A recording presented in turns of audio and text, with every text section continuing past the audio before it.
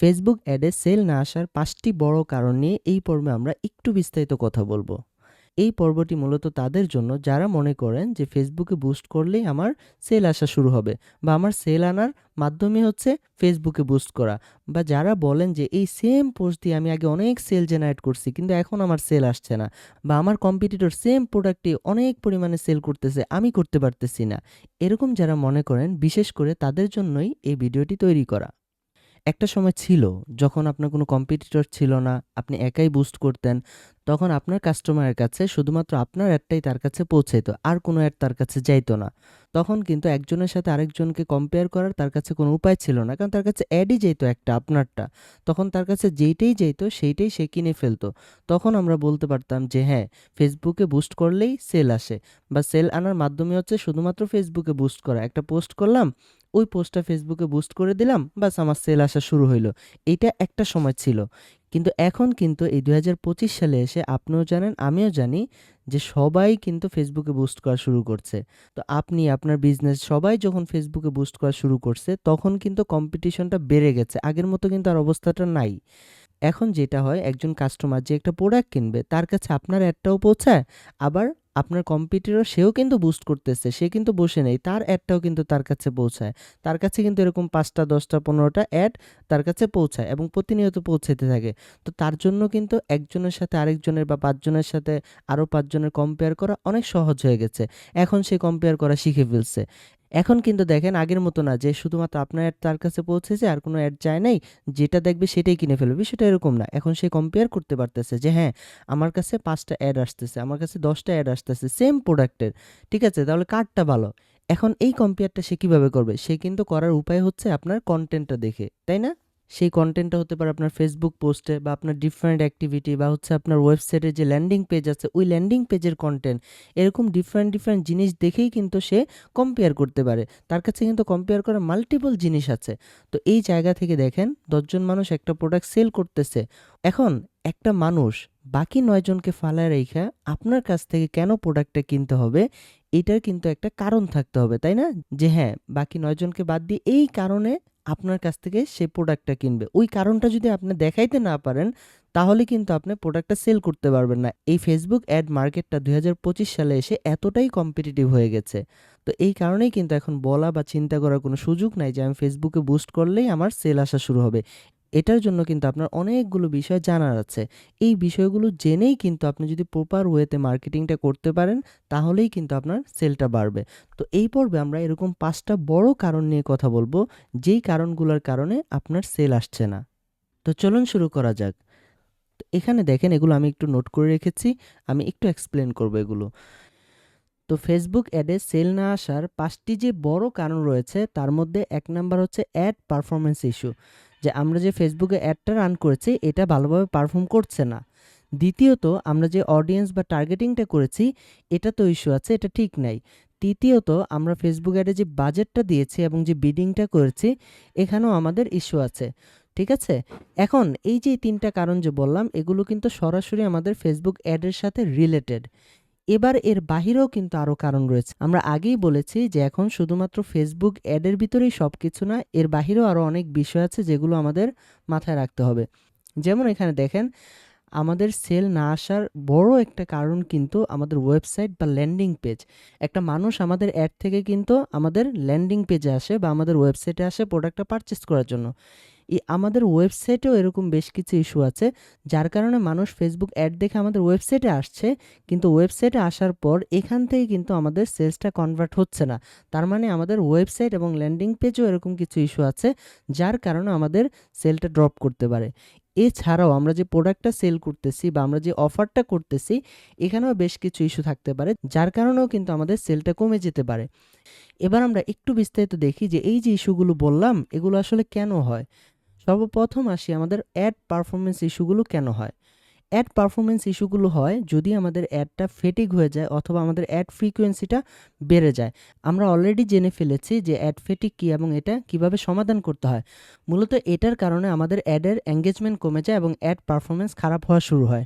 আবার যদি আমাদের অ্যাডের সিটিআর বা ক্লিক থ্রু রেট যদি কমে যায় এবং আমাদের যে সিপিসি বা কস্ট পার ক্লিক রয়েছে এটাও যদি বেড়ে যায়, তখনও কিন্তু আমাদের অ্যাড পারফরমেন্স খারাপ হওয়া শুরু হয়। এগুলো মূলত ফেসবুক অ্যাডের কিছু ইম্পর্টেন্ট মেট্রিক্স, যার মাধ্যমে অ্যাড পারফরমেন্স কন্ট্রোল হয়ে থাকে। এগুলো আপনি কোথায় পাবেন? আপনি যদি অ্যাডস ম্যানেজারে চলে যান, এখানে আমাদের অ্যাডের যে রিপোর্টটা রয়েছে, আপনারা এখানে আসলেই কিন্তু এগুলো পেয়ে যাবেন। এই যে এখানে দেখেন, আমাদের এখানে ফ্রিকোয়েন্সি দেখা যাচ্ছে, সিটিআর আছে, এখানে সিপিসি এখান থেকে দেখা যাচ্ছে। এগুলো আপনারা কিভাবে করবেন জানেন অলরেডি, যে এটা দেখার জন্য আমাদের একটা কাস্টম রিপোর্ট ড্যাশবোর্ড এখান থেকে তৈরি করে নিতে হয়, যেটা আপনারা এখান থেকে কলামে ক্লিক করে, এখান থেকে কাস্টমাইজ কলামে ক্লিক করে এই রিপোর্টটা আপনারা কাস্টমাইজ করে নিতে পারবেন। ঠিক আছে? আবার যদি আপনার যে অ্যাড ক্রিয়েটিভ আছে বা অ্যাড কপি আছে, এটা যদি লো কোয়ালিটি হয়, তাহলেও কিন্তু আপনার এঙ্গেজমেন্ট কমে যাবে এবং আপনি এখান থেকে সেলস কনভার্ট করতে পারবেন না। আবার যদি আপনি ইররিলেভেন্ট টার্গেটিং করে অ্যাড চালাতে থাকেন, যেটা আপনার অ্যাডটা রং পিপলের কাছে চলে যাবে, যার আসলে আপনার অ্যাডটার প্রয়োজন নাই, তখন কিন্তু আপনার বাজেট এখান থেকে নষ্ট হওয়া শুরু হবে। তো এই বিষয়গুলো কিন্তু অত্যন্ত গুরুত্বপূর্ণ। এইগুলোর কারণেই কিন্তু আমাদের অ্যাড পারফরমেন্স খারাপ হয়ে থাকে।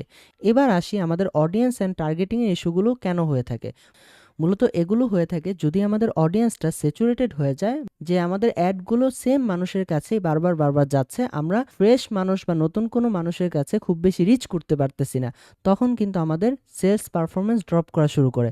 আবার যদি আমরা রং অডিয়েন্স সেট আপ করি, যে অনেক বড় একটা অডিয়েন্স সেট আপ করেছি বা অনেক ন্যারো করে দিয়েছি, যার কারণে আসলে সঠিক মানুষের কাছে পৌঁছাতে পারছি না বা পর্যাপ্ত মানুষের কাছে আমরা পৌঁছাইতে পারছি না।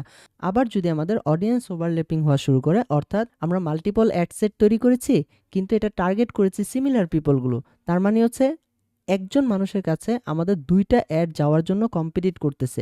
এখানে কিন্তু আমি নিজেই আমার একটা অ্যাডকে আরেকটা অ্যাডের কম্পিটিটর বানিয়ে দিলাম এবং এতে করে আমাদের সিপিসি বা কস্ট পার ক্লিকটা কিন্তু বেড়ে যাবে এবং আমাদের সেলসটা কমে যাবে। এবার যদি আমরা দেখি যে বাজেট অ্যান্ড বিডিংয়ের ইস্যুগুলো কেন হয়, সেটা হলো আমরা যদি অনেক লো বাজেটে অ্যাড রান করে থাকি। এখন লো বাজেটটা কি? লো বাজেটটা ডিফারেন্ট ডিফারেন্ট বিজনেসের উপর কিন্তু ডিপেন্ড করে ডিফারেন্ট ডিফারেন্ট হয়ে থাকে। যেমন দেখেন, আপনার একটা প্রোডাক্ট সেল দিতে যদি 25 সেন্ট খরচ হয় বা $1 খরচ হয়, এটার জন্য লো বাজেট হয়ে থাকবে এক ধরনের। আবার একটা প্রোডাক্ট সেল দিতে আপনার খরচ হয়ে থাকে $10 বা $20, অনেক হাই কস্টিং প্রোডাক্ট, ওইটার জন্য কিন্তু আবার লো বাজেট একটু ডিফারেন্ট হয়ে থাকে, তাই না? ওইটার জন্য কিন্তু একটু বড় বাজেট আমাদের দিতে হবে। তো আমরা যদি এরকম লো বাজেট অ্যাড রান করি, তখন যেটা দেখা যায় যে আমরা পর্যাপ্ত পরিমাণ মানুষের কাছে পৌঁছাইতে পারছি না এবং পর্যাপ্ত পরিমাণ রেজাল্ট পাচ্ছি না, যার কারণে ফেসবুক আমাদের অ্যাড থেকে সঠিকভাবে লার্নিং করতে পারছে না এবং আমাদের সেলস ড্রপ করা শুরু করে। আবার যদি আমরা নতুন একটা অ্যাড শুরুই করি অ্যাগ্রেসিভ বা বড় একটা বাজেট দিয়ে, তখনও কিন্তু প্রথম অবস্থায় আমাদের সেলস কস্টিংটা অনেক বেড়ে যাবে। পরবর্তীতে যদি আমি এটা লং টাইম কন্টিনিউ করতে পারি, তখন আস্তে আস্তে আস্তে আস্তে আমাদের এটা কমে যাবে।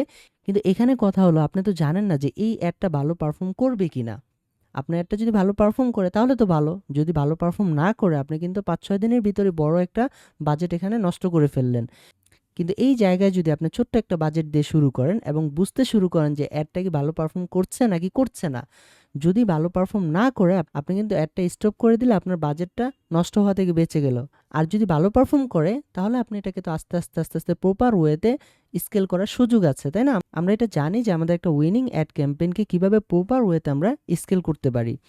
আবার যদি আপনার একটা অ্যাড ক্যাম্পেইন রানিং আছে, ওইটা খুব ভালো পারফর্ম করতেছে, আপনি হঠাৎ করে এটার বাজেটটা অনেক বেশি বাড়ায় দিলেন, তখনও কিন্তু আপনার অ্যাড পারফরমেন্স খারাপ হয়ে যেতে পারে। হঠাৎ করে একটা বড় বাজেট বাড়ানোর কারণে ফেসবুক কিন্তু কনফিউজড হয়ে যাবে এবং এটাকে আবার অপটিমাইজ হতে একটা সময় লাগবে এবং ফেসবুক কিন্তু নতুন করে লার্নিং শুরু করবে।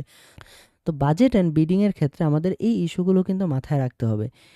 এবার যদি আমরা আসি যে আমাদের অ্যাড রিলেটেড যে ইস্যুগুলো আছে, এগুলো তো আমরা বুঝলাম, কিন্তু আমাদের অ্যাড থেকে মানুষকে আমরা পাঠাই আমাদের একটা ওয়েবসাইটে বা ল্যান্ডিং পেজে, যেন ওইখান থেকে সে আমাদের প্রোডাক্টের ডিটেলসটা দেখে পারচেস করতে পারে।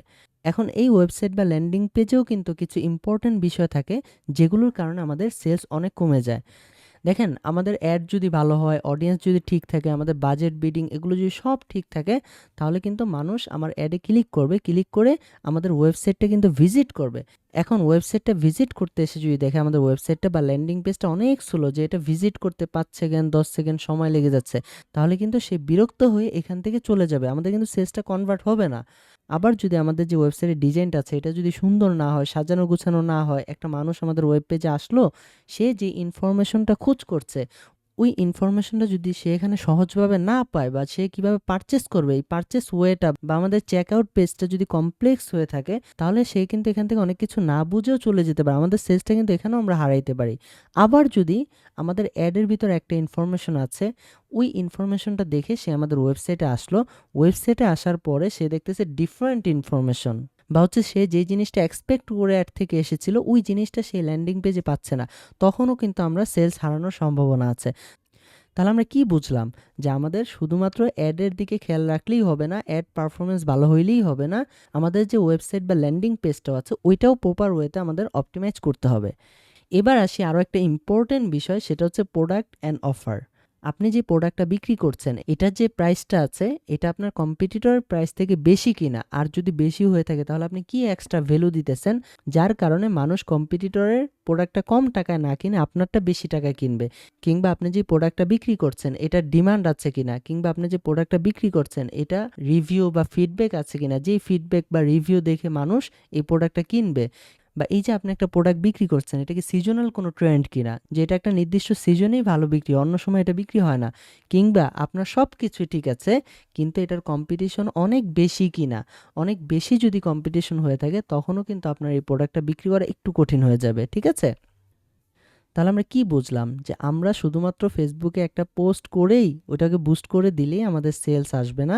এখন এই 2025 সালে এসে অনেক কম্পিটিশন বেড়েছে। এখানে আমাদের অনেকগুলো বিষয় মাথায় রেখে অনেকগুলো বিষয় অপটিমাইজ করে তারপর আমাদের অ্যাড রান করতে হবে, তাহলে আমাদের কিন্তু সেলসটা বাড়বে।